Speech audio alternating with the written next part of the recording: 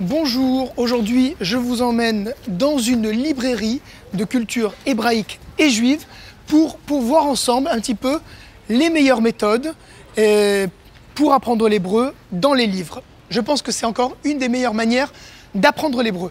Ça se passe ici à la librairie du Temple, Shir Hadash, qui est tout près de la rue des Rosiers. Suivez-moi, on va mettre les méthodes d'hébreu au banc d'essai. C'est parti.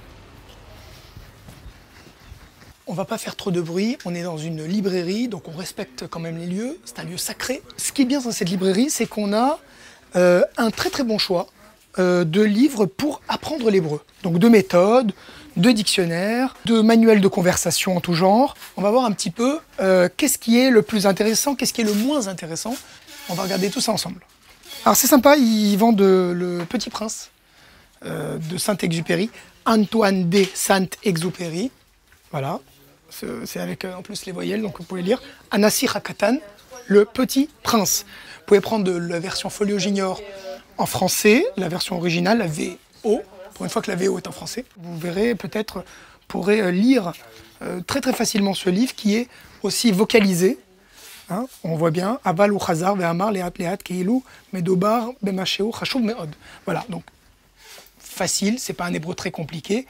Et en même temps, ça peut être un travail très intéressant, puisque vous avez évidemment la version originale. Alors, des manuels d'hébreu pour les ulpan, pour les ulpanim.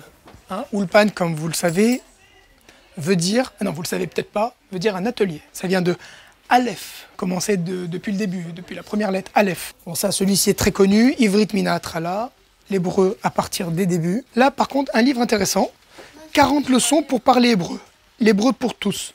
Donc on connaissait le mariage pour tous, et là c'est l'hébreu pour tous, donc c'est bien.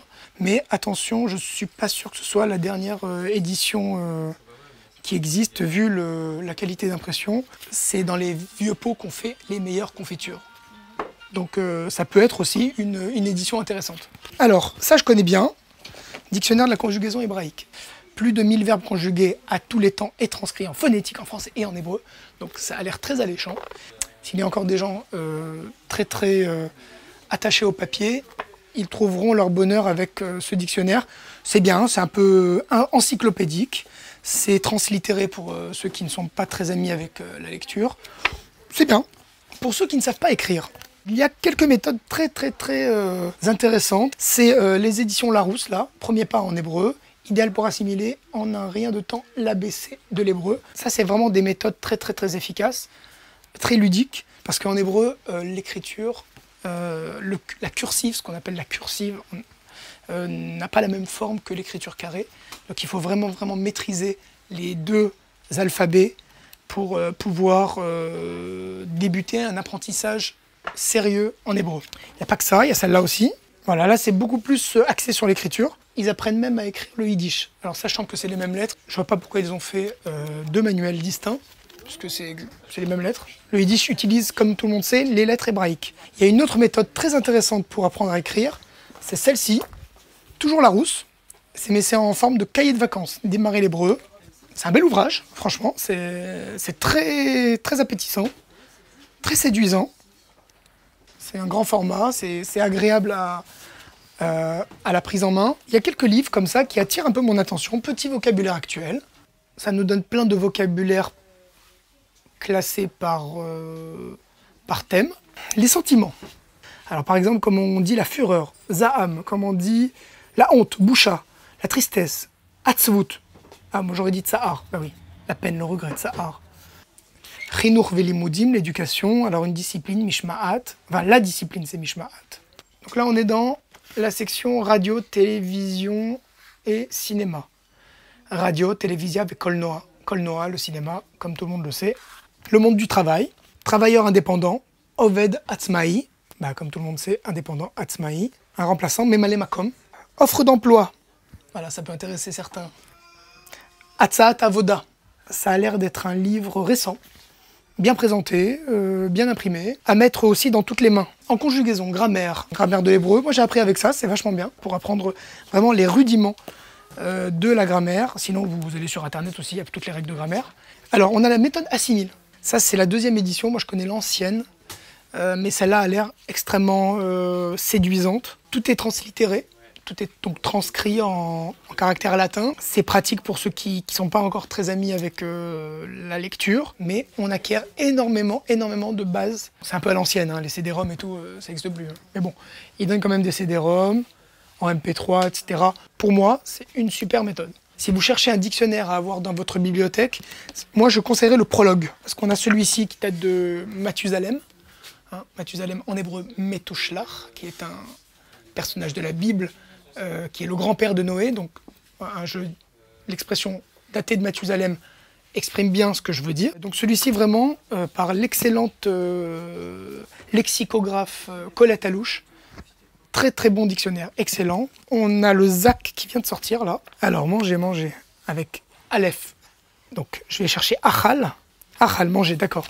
Donc ce qui est bien, c'est que on cherche le verbe au passé, troisième personne du passé, et il nous donne quand même l'infinitif, les rôles. Celui-là est absolument obsolète. Il y a beaucoup de fausseté aussi. Celui-ci, c'est le plus petit, comme celui-là. Donc celui-là, c'est très bien pour le voyage. Mais encore une fois, prenez votre iPhone, vous avez l'application, c'est plus pratique que ça. Vous avez les manuels de conversation aussi. Il y a marqué nouveau, mais il ne faut pas se fier au mot nouveau, hein, qui est là. Il est nouveau, mais d'il y a 30 ans. Ce qui est assez drôle dans ce manuel de conversation, qui date un peu, c'est qu'il a des formules extrêmement littéraires en hébreu. Quel temps fait-il aujourd'hui? Mezega avir, hayom, très bien. Un exemple assez édifiant. Donc là, je suis dans rencontre et séparation. Voilà. C'est drôle, je ne me sens pas très bien aujourd'hui. Ils le traduisent par ani chash hayom lo kolkar tov. C'est drôle parce que larouche veut dire se sentir, mais on va dire personne ne dira ça. Je ne l'ai jamais entendu en tout cas. On dit ani margish lotov. Il y a des choses à apprendre. C'est sympa, moi je l'ai beaucoup utilisé dans les années 90, mais là je pense qu'il est un petit peu obsolète. J'ai oublié de dire que dans ce dictionnaire, vous avez au milieu un manuel de conversation aussi, qui est beaucoup plus actuel. Un livre que je connais pas, mais qui a l'air plutôt sympa, 1500 phrases prêtes à l'emploi. La phrase 44, Lama lo aval zelo motzechen beenai. Pourquoi pas, mais ça ne me plaît pas. Bon, la difficulté, c'est que c'est totalement non vocalisé. Ça s'adresse à des personnes qui ont un bon niveau quand même. Hein. C'est bien, ça permet d'avoir des phrases toutes faites à se mettre dans la tête et les ressortir au bon moment. Le meilleur moyen, évidemment, c'est de prendre un dictionnaire hébreu. Mais bon, ça demande déjà un niveau assez élevé. Ça permet d'étendre son vocabulaire de manière naturelle. Lishka, par exemple. Lishka qui veut dire... on va le savoir, voilà. Misrad. Chadar avoda shel pakid chashuv. Donc l'ishka, c'est un bureau, c'est un espace de travail pour un employé important. Vous avez une collection qui est intéressante, que m'a présenté le libraire, c'est cette collection-là. C'est une collection de nouvelles. Donc là, c'est Amos Oz. Voilà. Et ce qui est bien, c'est que c'est totalement vocalisé. Après, le vocabulaire est en anglais, donc il faut avoir un bon niveau d'anglais. C'est bien. Qu'est-ce qu'on peut lire là? בסוף כיתה ג' הדפיס הלל במכונת הכתיבה של אבא מכתב בשלושה העתקים. בסוף כיתה ג', à la fin de la כיתה ג', הדפיס הלל imprimé במכונת הכתיבה, à la machine à écrire, של אבא, de papa, מכתב בשלושה העתקים, une lettre en 3 exemplaires. Dictionnaire dans les parages, vous pouvez vous en sortir. Pour améliorer votre hébreu, il va falloir vous mettre à lire, je pense, et c'est une très bonne chose. Je remercie la librairie du Temple, rue des Rosiers, de nous avoir permis de nous accaparer leur corner hébreu moderne. C'était très intéressant, on a pu voir un petit peu tous les livres qui existent à la disposition de l'hébraïsant français, francophone. Pour les plus littéraires d'entre vous, je pense que vous pouvez trouver votre bonheur.